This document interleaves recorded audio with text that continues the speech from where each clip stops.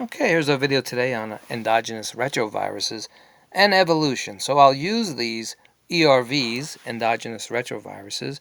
Let me write that down. ERVs. They're called ERVs.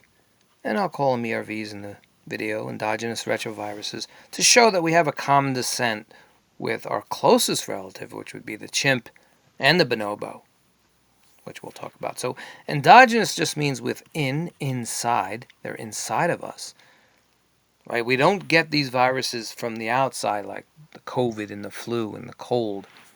They're not endogenous anymore, right? I mean, they're not endogenous. They're exogenous. They come from outside. Again, like COVID, the flu, the common cold. Those are exogenous. They come from the outside, they infect us, and then they're eradicated. But endogenous retroviruses, and retro means old, ancient. These ancient viruses, they're no longer active. They're no longer active.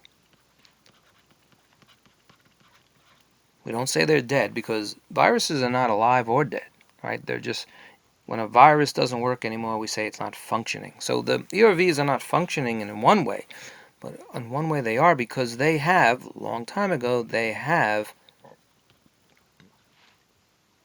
become, or they have embedded themselves in our DNA. They have become part of our DNA. They're part of our code.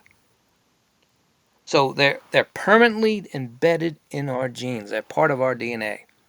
That's what endogenous retroviruses are. So in all our 36 trillion cells, we have 36 trillion cells in our body. It's a good estimate. Those 36 trillion cells, and well, in most of those cells, because red blood cells don't have DNA. So in our cells that have DNA, in most of our cells, these endogenous retroviruses have embedded themselves in our genes. They're part of our DNA, and everybody on Earth, everyone on Earth has them. In fact, they have the same and in the same exact location. Now, with chimpanzees and bonobos, they have some of our ERVs, which we'll talk about, and they're embedded in their genes in the same exact location.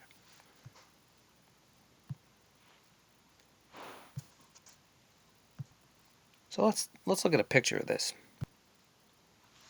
So typically what happens is you have a virus that lands on the cell membrane. Let's write that down. Keep it orange. See if it's orange. There we go. This is the cell membrane. And the cell membrane takes in nutrients. Let's say, you had whatever you had in the blood, iron, for example. Let's say this was iron. There was iron in the blood. And through endocytosis, the cell membrane will, in simple terms, it's like it's taking a bite out of the nutrient that it wants to put into the cell. Well, the same happens with these viruses. Viruses will enter the cell and trick themselves to get in the cell. So think of them as spies infiltrating our cells. And what they'll do, they'll enter the cytoplasm of the cell. And with normal viruses, or if there is such thing as a normal virus, with viruses that are not ERVs, they will replicate themselves within the ribosomes of our own cells, and our own cells are reproducing them. With ERVs, though, it's a little different. ERVs will enter the cell just like other viruses will. What's different about ERVs is they have this unique ability to integrate their material, their genetic material, into the host's DNA. So over here, this is the host nucleus. This is where DNA is, right? And what they'll do is they'll embed their DNA right here. They'll embed their DNA into the host's DNA. So they do not delete DNA. We could say they don't delete the host DNA. That D got kind of mutated. But they do not delete or take away, we should say. They don't take away or add. Well, they do add. They don't take away, but they add. They add. Gotta fix our pen there. What's going on? They add to the host DNA. So again, let me just write that clearer. They add the genome of the virus, they add to our, or any host's, our DNA. And like I said before, everybody on Earth has these same ERVs in the same exact location. And chimps and bonobos have ERVs like us also in the same location. They have about 80% of our ERVs, which is remarkable. Let's look at a picture of that. So here's a phylogenetic tree, and it shows common descent. So let's see, use that color. Here's the common descent. This is our common ancestor that split off from the chimp and the human. And again, chimps and bonobos have another common ancestor that split off there. Now, we would have had other common ancestors with other humanoid creatures, hominids, we should say, like the Neanderthal and Homo erectus and Homo habilis and so forth, but they're all extinct. So we're just looking at animals that are not extinct, that are with us today. There are certain ERVs that we share with chimps and bonobos, and we also have, as we go down the line, we also share them with gorillas and orangutans, and we also have an ERVs with other animals. But I'll write these ERVs. Here's one called HERV. It actually stands for very. What do you think it stands for? Right. Well, it's human endo what? Endo what? Do you remember what we're talking about? Endogenous. Right. Human endogenous retroviruses. HERV. Then there's a couple. There's HERV K, which is the most recognized, the most recent one. But there's also H and there's W and E. And guess what? Chimps and bonobos also have them. And they're in the same exact location. So we share with a chimp and bonobo these ERVs. We share more ERVs with chimps and bonobos than any other animal. So, and let me explain something on this also. I'll say this a few times. If a chimp has an ERV, let's say the chimp has, and it does, but let's say, we'll use the chimp even though we're saying chimp and bonobo. Let's say that a chimp has this HERVW, and we have it.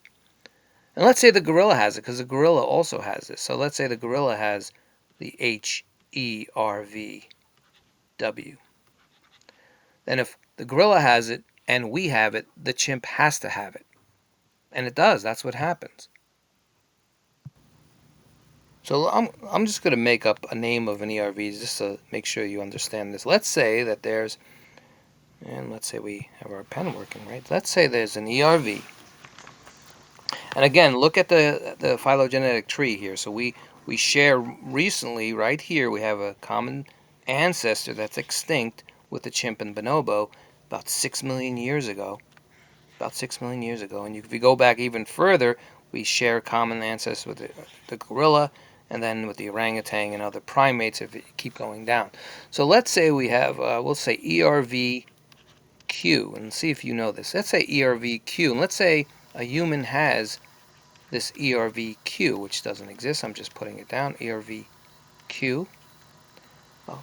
Now, would the chimp have ERVQ? It could, but let's say the gorilla has the ERVQ. If the gorilla has Q, that means the chimp has to have Q because of the way this phylogenetic tree works. If the chimp doesn't have Q, it breaks the whole thing down. But as it is with all ERVs, if a gorilla has it and shares it with a human, then the chimp also has it. The pattern is happening. So if an orangutan, for example, has P, and the chimp has P, and the human has P, well, that makes sense. What would not make sense is if the chimp orangutan had M, the human had M, and the chimp didn't. That wouldn't make sense, and you don't find that. So whatever ERV a human has and an orangutan has, then the chimp also has it. In fact, the gorilla also has it, if you can see how the pattern works. Let's do one more on that. Let's clear that out. See if you can answer this question.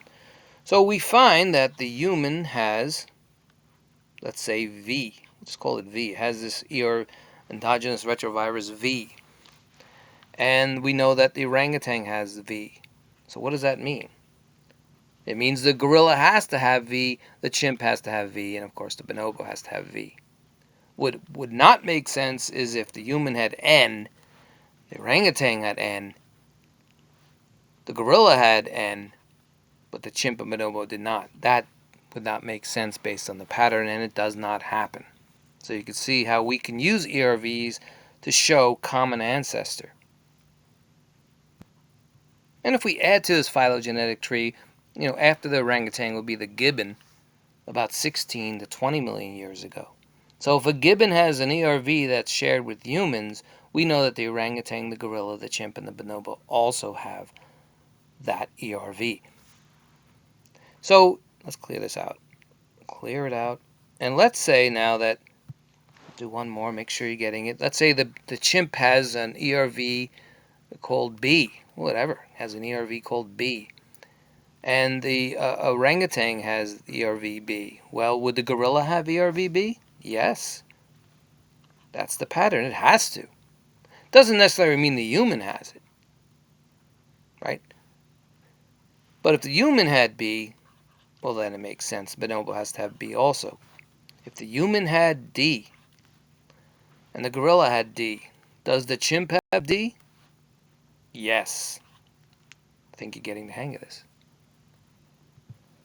So once again, ERVs, endogenous retroviruses, have embedded themselves inside our DNA, and they're now in all our cells with DNA, and they're coding proteins, they're coding DNA based on these endogenous retroviruses because they're part of our DNA, and they have changed us over time, perhaps only slightly.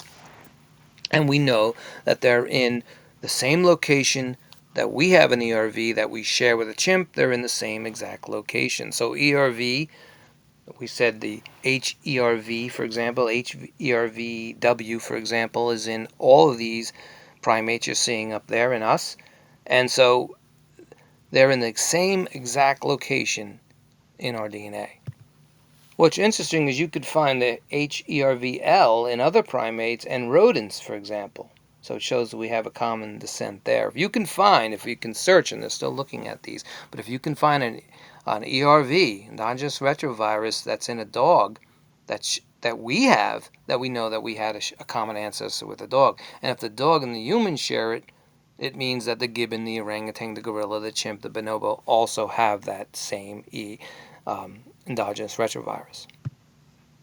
The last thing is, again, COVID, the flu, and any other RNA virus, they will not become endogenous retroviruses in the future. It takes mostly DNA viruses that it occurs with, and again, they have a special enzyme that helps them replicate their DNA. And let me write down one more. It's called HERVL,